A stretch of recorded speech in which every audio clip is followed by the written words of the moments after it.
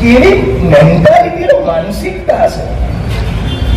જે માણસ અખંડ ભારતનો શિલ્પી કહેવાય, આ દેશ અને દુનિયાના મહાનતમ નેતાઓમાં જે સરદાર વલ્લભભાઈ પટેલની ગણના થાય, ફક્ત ભારત ભૂમિના નહીં, દુનિયાના દિગ્ગજ નેતાઓમાં જેની ગણના થાય એવા અખંડ ભારતના શિલ્પી સરદાર વલ્લભભાઈ પટેલનું નામ ભૂસી જેને પોતાનું નામ ચોંટાડવાનું મન થાય એ એક નંબરનો વાહિયાત માણસ જ હોઈ શકે.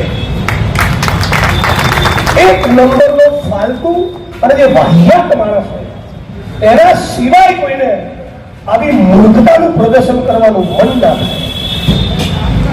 અને આ મોટેરા સ્ટેડિયમ પરથી મોદીનું નામ ભૂસાય અને ફરી એકવાર સરદાર વલ્લભભાઈ પટેલનું નામ પ્રસ્થાપિત થાય એ જવાબદારી મહેરબાની કરીને સમજી લેજો, એ ગુજરાતના પટેલોની નથી, એ સમગ્ર ગુજરાતની 6.5 કરોડ જનતાની છે.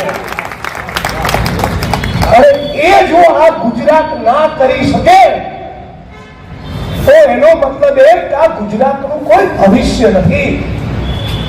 આદિવાસી સમાજ ઉપર થતા અત્યાચારની નેતરમાં જો અનંત પટેલે જ બોલવાનું હોય અને હિમાંશુભાઈ, જિગ્નેશભાઈ અને લાલજીભાઈ ચૂપ રહેવાના હોય તો એનો મતલબ એમ હું ડોક્ટર ભીમરાવ બાબા સાહેબ આંબેડકર અને એમના સંવિધાનને સમજી શક્યો નથી.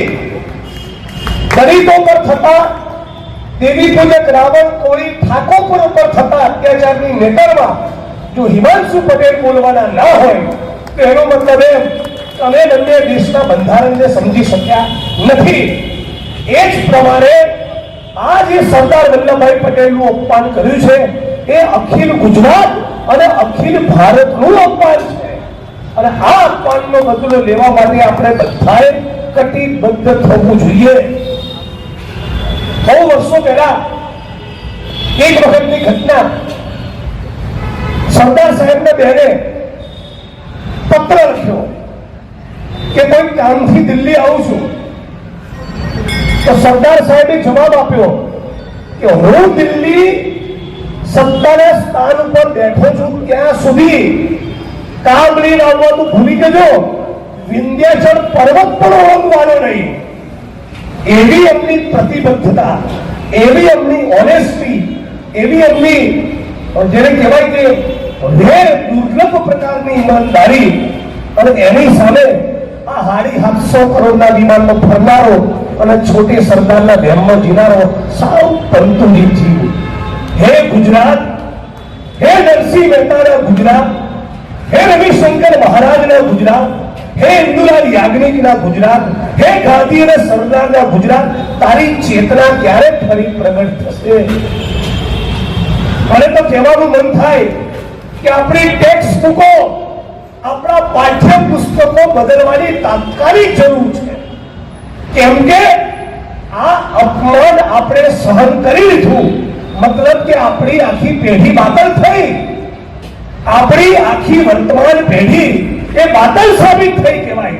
જો અપમાનનો આપણે બદલો ના લઈ શકે, જો આપણી અંદર એટલો આક્રોશ, એટલો ગુસ્સો પેદા ના થાય, આપણે આ વસ્તુને જો પચાવી લીધી, આપણી હોજરી એને પચાવી લીધી, સ્વીકારી લીધી, આપણી અંદર કોઈ આક્રોશ અને આંદોલન પેદા ના થયો કે આ માણસે સરદાર પટેલનું નામ ભૂસી નાખ્યું, એનો મતલબ એ કે સમાજ તરીકે આપણે પતી ગયા છીએ, એક નાગરિક તરીકે આપણે પતી ગયા છીએ, એક ગુજરાતી તરીકે આપણે પતી ગયા છે. અને આપણી અંદરનો નાગરિક પેદા થાય, આપણી અંદરનો સાચો ગુજરાતી પેદા થાય, એના માટે ટેક્સ્ટ બુકો, પાઠ્યપુસ્તકો બદલવા પડશે.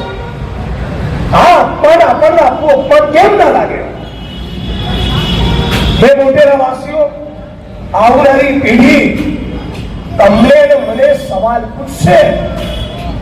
તમારા અને મારા પરિવારની સમજો દીકરીઓ અને દીકરાઓ આજથી 5 વર્ષે, 10 વર્ષે, 15 વર્ષે, 20 વર્ષે, 25 વર્ષે તમને ને મને સવાલ પૂછશે કે જ્યારે ગુજરાતની અંદર મોટેરાના સ્ટેડિયમ પરથી નામ બદલીને મોદીએ પોતાનું નામ ચોંટાડ્યું ત્યારે તમે રોડ ઉપર ઉતર્યા હતા, આંદોલન કર્યું હતું, તમારા હૃદયમાં ઇન્કલાબ પેદા થયો હતો, તમે આક્રોશિત આંદોલન થયા હતા, તમારી ખોપડી ફાટી હતી, તમારું મગજ ગયું તો આ સવાલ આવનારી પેઢી આપણને પૂછવાની. અને એ વખતે આપણી જોડે જવાબ હશે કે ના અમે નતા બોલ્યા, તો આપણી આવનારી પેઢી એ આપણા માટે ગર્વ મહેસૂસ નહીં કરે, એ આપણા માટે ગર્વ મહેસૂસ નહીં કરે. એમના વિચારો તેમના નેવે મૂકી દીધા છે, નામ પણ ભૂસી નાખ્યું. તમને ખબર કેમ ભૂસી નાખ્યું? બહુ જૂની ભયંકર લાજ કાઢી એ લોકોએ. કઈ લાજ કાઢી?